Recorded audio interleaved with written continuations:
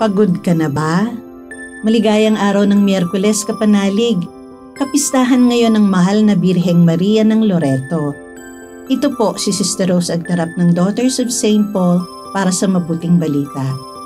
Tayo na't magnilay ng Ebanghelyo ngayon.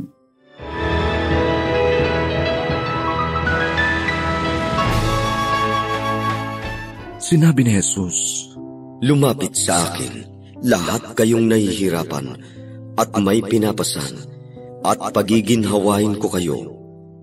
Kunin ninyo ang aking pamatok, at matuto sa akin na mahinahon ako at mababang loob, at makakatagpo kayo ng ginhawa para sa inyong kaluluwa, sapagkat mabuti ang aking pamatok at magaan ang aking pasanin."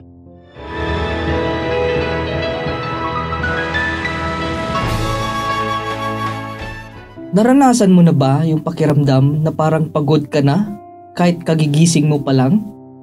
Yung parang ang bigat-bigat ng lahat sa bahay, sa trabaho, sa ating mga expectations at sa sarili mong iniisip. Minsan nga, gusto mo na lang huminto ng sandali, huminga muna at magpahinga. Diyan ako tinamaan sa sinabi ni Jesus. Lumapit kayo sa akin, kayong lahat na nahihirapan at nabibigatan, at kayo'y aking pagpapahingahin. Grabe, di ba? Ang gaang pakinggan ng sinabi ni Jesus. Hindi niya sinabing, ayusin mo muna ang sarili mo, o kaya, magpagkabait ka muna.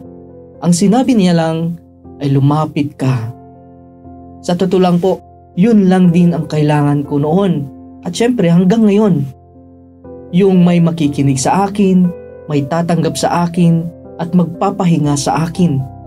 Yung hindi ako huhusgahan, o kaya yung hindi ako pipilitin maging okay agad. At lalo na, yung may sasalo sa bigat ng dala ko.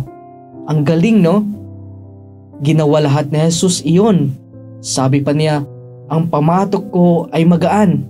Ibig sabihin, siguradong hindi niya ako iiwan sa laban. Sasabay siya sa lakad at tutulungan niya akong buhatin ang mga pasanin ko. At habang natututo akong magtiwala, natututo rin akong magpahinga. Hindi lang pahinga ng aking katawan, kundi pahinga ng aking kaluluwa.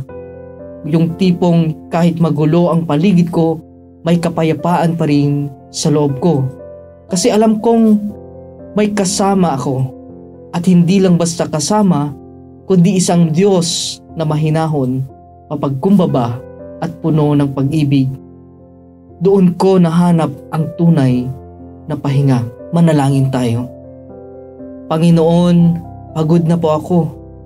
Ang bigat ng dinadala ko. Hindi ko na kayang mag-isa. Salamat sa paanyaya mong lumapit. Dahil sa iyo, natagpuan ko ang pahinga at kapayapaan ko. Tulungan mo akong magtiwala at magpahinga sa pag-ibig mo. Amen. Mga kapanalig, maraming salamat po sa inyong suporta sa aming misyon, lalo na sa mga donors at sponsors ng Mabuting Balita.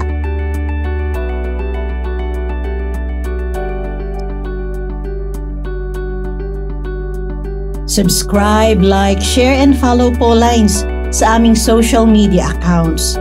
At patuloy kaming humihingi ng inyong tulong upang maipagpatuloy ang programang ito. Maaari po ninyong ipadala ang inyong love offerings at donasyon sa aming donations channels. Makakaasa kayo na kasamang lagi ang inyong mga intensyon at kahilingan sa aming panalangin araw-araw.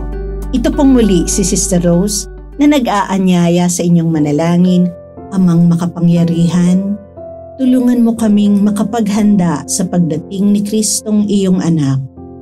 Naway maratnan niya kaming naghihintay na nananabik at masayang nagdarasal sa pamamagitan ni Hesukristo kasama ng Espiritu Santo magpasawalang hanggan. Amen. We are here to provide a new way of communicating and proclaiming the gospel.